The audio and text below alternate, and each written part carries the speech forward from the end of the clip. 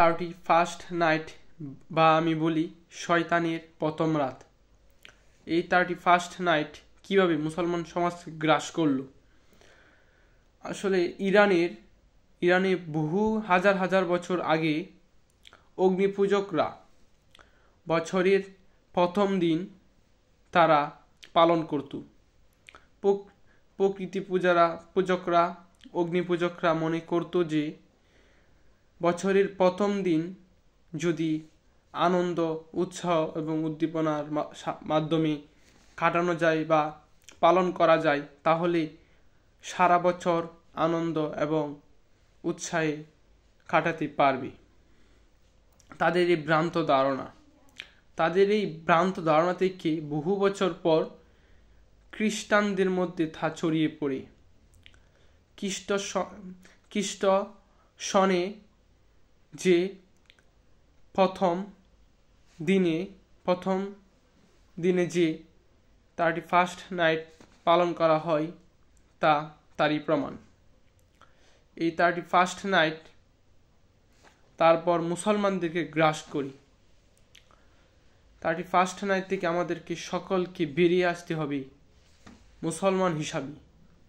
এটা কখনো মুসলমানদের কালচার হতে পারে না। রাসূল সাল্লাল্লাহু আলাইহি ওয়াসাল্লাম বলেছেন, যে ব্যক্তি যে জাতিকে অনুকরণ করবে সে জাতির অন্তর্ভুক্ত হবে কিয়ামতের দিন। এই 31st নাইটই বা বছরের প্রথম দিন তারা বিভিন্নভাবে উদযাপন করে থাকি।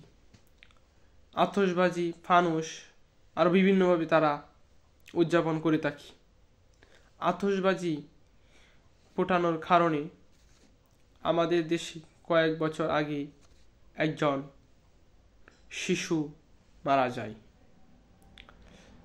আতশবাজির কারণে বিভিন্ন স্থানে আগুন লাগতে পারে, ফানুস উড়ানোর কারণে বিভিন্ন স্থানে আগুন লাগতে পারে এবং আতশবাজির কারণে বিভিন্ন মানুষ যাদের হার্টের সমস্যা আছে তারা হার্ট স্ট্রোক করতে পারে। বিভিন্নভাবে মানুষ আক্রান্ত হতে পারে এবং শুধু মানুষই নয়, সকল প্রাণীদের জন্য তা হুমকি স্বরূপ। পাখিদের যখন আতশবাজি ফোটানো হয় রাতে, তখন পাখিদের এদিক ওদিক চুরাচুরি দেখা যায় এবং অনেক পাখি মারাও যায়। আসলে তা কখনো একটি মুসলমানের কালচার হতে পারে না।